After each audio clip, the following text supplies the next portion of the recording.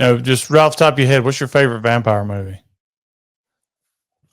It's tough, man. Off the top of my head, I got to say Dust Till Dawn.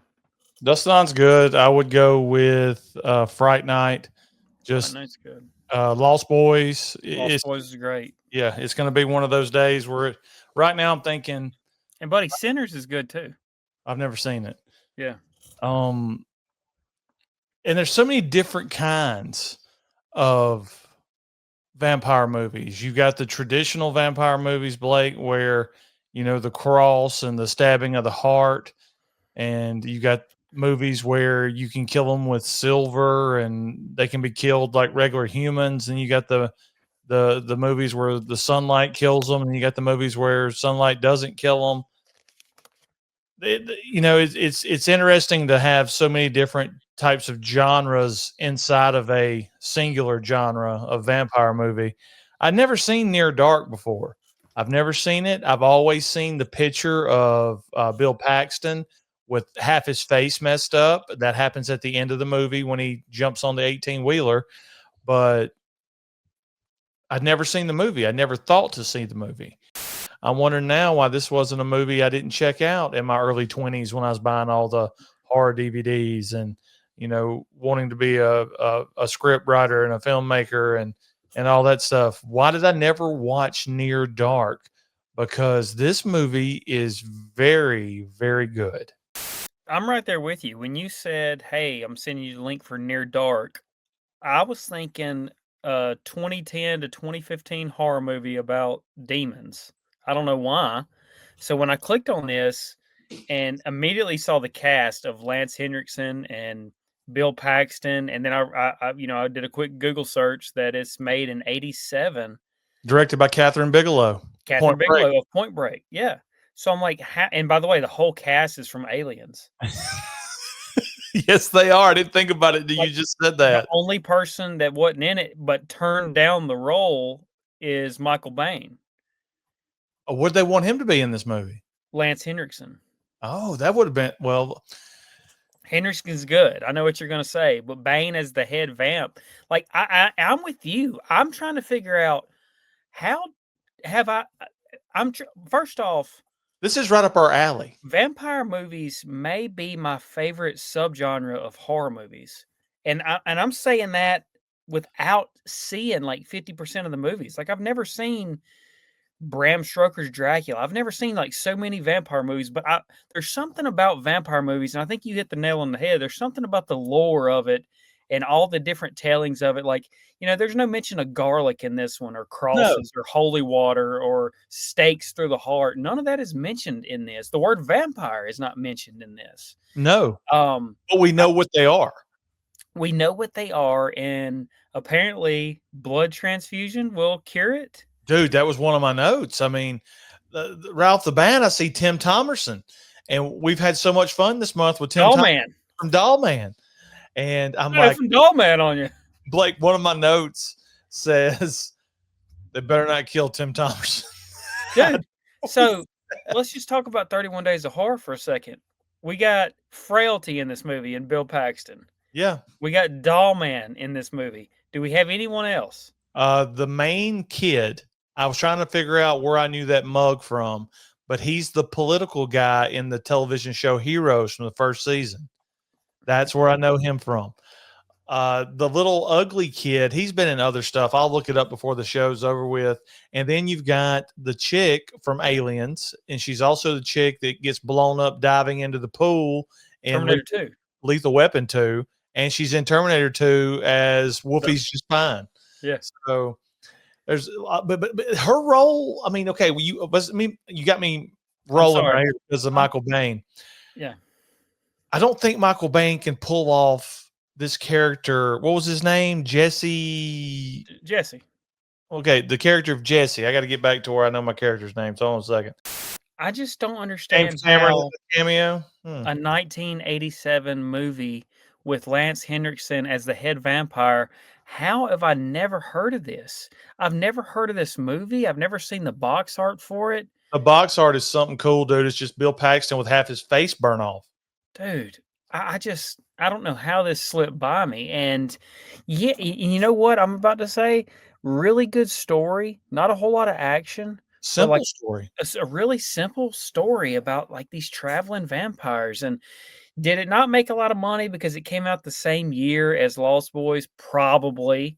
Can't Um, imagine this made any money, but I'll check real quick. it had the Feldman brothers in it or whatever they were called, the two Coreys.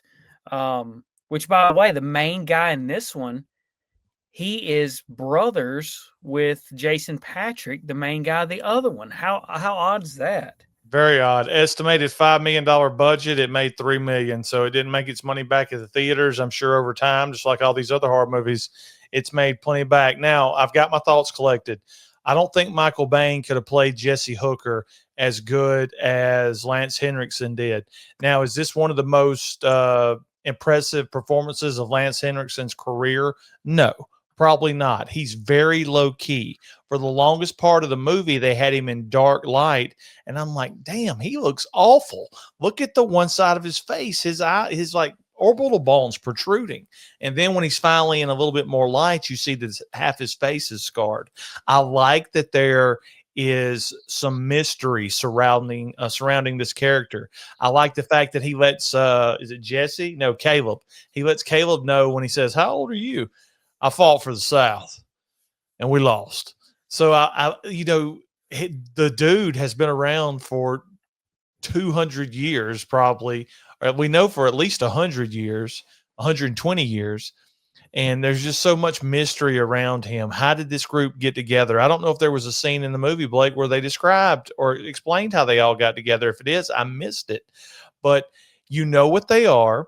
You know immediately after this, the beginning of it, I got to say, I was like, man, what is this crap? I don't want to watch this guy and this girl. And I was like, okay, I know this movie's about vampires. Are they finna get attacked by vampires? Is one of them a vampire? But that's answered pretty quick when she nibbles on his neck and's like, you got to get me back to my place, because for vampires, they let the sun come up on them rather easily. And I like that because that means they're human. In most vampire movies, they're all buried beneath the ground before the sun comes up and they're safe. And this, it shows that they are vulnerable in certain times. And she bites Caleb and brings him into this family, quote unquote. And I always like the idea of a child being bitten, and then you've got this 80, 90-year-old man in a child's body. It happened in what's the movie with Tom Cruise? What guy? Interview with the Vampire. You've got what's her face from Spider-Man, and she gets bit because she's dying in a leper's house or something like that, and Brad Pitt bites her to save her life. And then you fast forward like 60 years, and she's miserable because she looks like a little child, and she's a grown up. 1 second, somebody's on my. But back what I was saying, I like the idea of kids that they get trapped because they're in their own little personal hell. And then you throw in the fact you got Tim Thomerson and the little girl that's the sister of Caleb. They're not waiting on the cops. They're like, hell, these tracks have been here 4.5 hours and y'all haven't done anything. They're probably in the next state by now. So they're out looking for his kid by themselves. And I'm sitting here going, they're going to find them, and these vampires are going to kill them.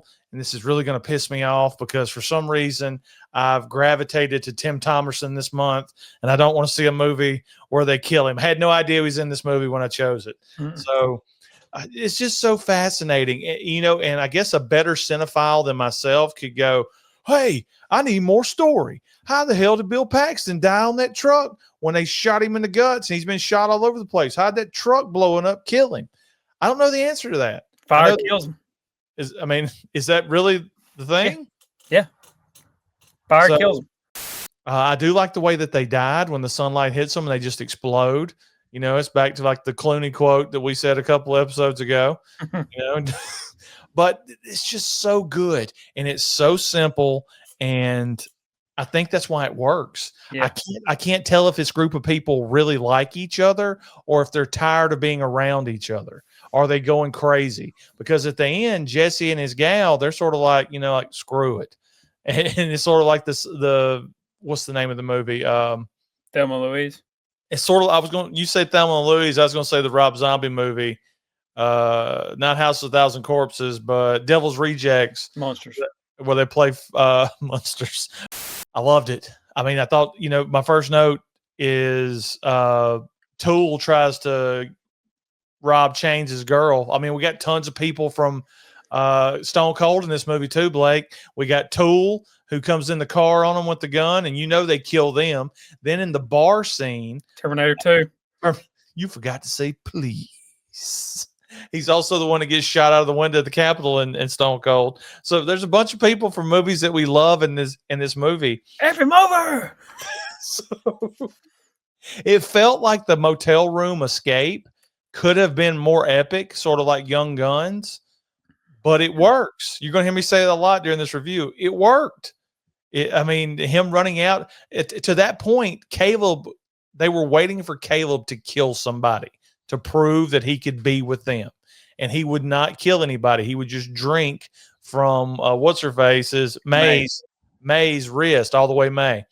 And they take him into this bar, and I'm like, oh wow. And then immediately you know what they're going to do. They're going to feed on all these people in this bar.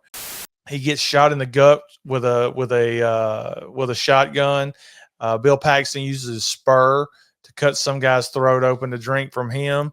They slice the throat of the waitress and drink from her. And like everybody in this bar, all these idiots are just like frozen, like, oh gosh, I guess I'm next. And he lets the one guy go who goes to the police, and they're fisting, to get rid of him until he proves himself by throwing on a sheet and going out there to get to the van so they can get away from all the cops. And then his freaking family shows up, Blake. Tim Thomerson and his sister, his young sister, who I want to say Moses, but it's not. It's going to be Homer. Homer is drawn to somebody his own age, so he wants to bring her back to watch TV. Tim Thomerson's got to do better. You can't have your little girl back in the 80s going into a random hotel 5 room. in the morning. Yeah. We like to use the word fate in these horror movies, and it was just the fate. And then they were going to kill his family. Yeah. But luckily they don't keep track of time very good as vampires, and they throw the door open and get the hell out of there. But the blood transfusion, I know I'm diarrheaing at the mouth. The blood transfusion, I think, is what locked it in for what made me really like this movie, is because that's like a fascinating way to kill the vampiric curse, is by, putting more regular blood, healthy blood back into the body. I was thinking during your speech there, if you took these bad guys and you dropped them into the Lost Boys, and you took the Lost Boys and you dropped them into this movie, Near Dark, what do you think happens? It fits. I think both fit. Now, you're going to have some stylistic changes by dropping, because these are almost like Southern redneck vampires. Yeah. You drop them into a East Coast boardwalk Jersey City, they're not going to be as easily. And the Lost Boys are teenagers forever. Yeah, now that would work with them driving around in a black van because they look like a rock band. Right. So you can get away with that. But dropping Jesse and his crew into Las Cruces, or whatever the name of it was, I'm not sure they would mix as well as the Lost Boys did, because they're the same age as everybody on the boardwalk. But you most definitely can move those young boys from Lost Boys over into Near Dark in the same situation, going town to town, and I think it works. Do you not? Yeah. This is a 6.5 out of 10 for me. This is a good movie. This was a very good movie. It was a nice. Okay, so you said a what? 6.5 out of 10. Oh man, I figured you'd went heavier and you're higher than that. I love vampire movies. I think I'm going 7.2. I thought of something today, and it's so odd. Before I started this movie, I thought about an idea for a vampire movie where it opens up like Friday the 13th, 2009.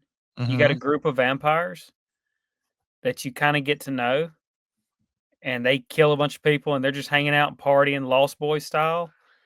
And then all of a sudden, the main character shows up like 25 minutes in, like the Van Helsing type character, and kills them all. Like the guy from Vampires. What's his name? Jack Crow. Yeah, like a Jack Crow shows up and he wipes out this group that you've gotten to know like 25 minutes in, and then you get the title screen, and it's about him hunting different powerful groups of vampires. What about if you do from the perspective of you're following around a group of vampires and you get to know them, you get to know each one of them's backstory, and they're running from a Van Helsing type who is portrayed as the bad guy, who is killing everybody associated with this vampire crew and all that. I think that could work too. That's the reason vampire that this genre is great. And like I said, if you come away with anything from this review today, no one. This movie's great. 2, it's simple. And 3, I think it's just the presence of the actors that make this work. Because when you think about it, Bill Pullman doesn't do a lot in this movie. He don't because he's not in it, but Bill Paxton is really good. What'd I say? Bill Pullman. I don't know why I got Bill Pullman on the brain. Because it's Independence Day. Bill Paxton is really good in this movie for the short amount of camera time that he gets. Yep. Same with Lance Henriksen. All of them. They're all good. And I mean, we know nothing about them other than the fact they're just mobile from place to place. And it's great. Well, going back to what you said about getting from the vampire's point of view, you know, that was the whole thing with I Am Legend is Will Smith is the monster in this world. Mhm. All these things know is that this guy comes out during the day and attacks them and drags, you know, their family members away and then tortures them and does experiments on them. I mean, that's what they see him as. He's the monster in this new world. So it's interesting. Is there anything, you know, fun facts that you found that we don't know while I'm sitting here on? No, I mean, this whole movie was a fun fact for me. I didn't even know this existed. I never saw this in a video store. I never saw it on TV anywhere. I've never come across it on a channel, on a streaming service. Catherine Bigelow, I only know her from Point Break. Had no idea she had this in her credits. Lance Henriksen in one of my favorite movies, Stone Cold. He's the Pumpkinhead Killer. Had no idea this is one of his credits. He's also in Alien vs. Predator, one of the best movies ever. I could find one thing. Why wasn't Caleb more concerned when May showed up? First off, his dad comes and gets him. They escape during the day. But these vampires know where his farm is because they scooped him up about 300 yards from his farm. Yeah. So they know where he lives. So why wasn't he more concerned about the welfare of his father and his sister, especially when May shows up and goes, "Oh, you're warm again. What happened?" Oh, by the way, we didn't tell. May lives, and they give May a blood transfusion at the end of it, and she's no longer a vampire. So it's a happy ending. Yeah. Time's But through. why wasn't he more concerned with the welfare of his family? Did he think they would just move on? I mean, they have pretty much told him anybody that gets a look at their face, they have to kill because they don't want the police coming and try to get them during the middle of the day. Yeah, and that's one issue I did have is they drove back all the way to another state to come get him. And I mean, he doesn't know. I don't know. He don't know anything about them. Know where they're going or Yeah. anything. Like you can't give them really IDs or anything. I mean, so for them to want him eliminated, it's just a personal deal, really. It's not nothing to do with we're worried the cops are going to get us. It shouldn't be anyway. Okay, so the kid that played Homer, the vampire, he explodes at the end of it with the fire. It's pretty cool. Yes, really. And Insane. all he wants is that girl. He just wants a girl for himself. He was one of Chalice's kids in Halloween 3, it says right here. He did Tales from the Dark Side. Wow. He did Highway to Heaven, Near Dark, The River's Edge, 21 Jump Street, Growing Pains. I don't know why I thought he was in Gate 2. I guess that's why I'm not a very good movie person. Death Warrant with he was in the Willies. I wonder what he was in the Willies. Have we reviewed the Willies yet, Blake? I'm not sure what it is. It's where everybody's sitting around a campfire. Donkey Lips is in it, and he eats flies. It's great. Hey, our best friend Darren said we should watch Meet the Feebles. Oh, because we liked Peter Jackson. Because we like Peter Jackson's Dead Alive. He said Meet the Feebles. We will like it. Hey, because we're not going to be able to tie it in. Did you know they brought in, but New Nightmare, you know, they called Peter Jackson to write a script for New Nightmare, and then they didn't take it. I got any idea? Has it leaked what kind of script that was? I don't know, but we need to look that up. I wish we'd have known facts like that during the actual review. Anyway, Blake, Near Dark is great, and we're near the end. How about that segue? We're near the end of this month. Oh, man. For the first time this month, I'm telling everybody, make sure you enjoy October. Smell the air, pick the pumpkins, and there's a good chance I'm dead before this month's over with anyway, and you're listening to somebody that died. How are you going to upload the show? Well, you'll have to just come over here and record it off your phone. You're looking good. Then go to work today. I know. See you tomorrow. Right.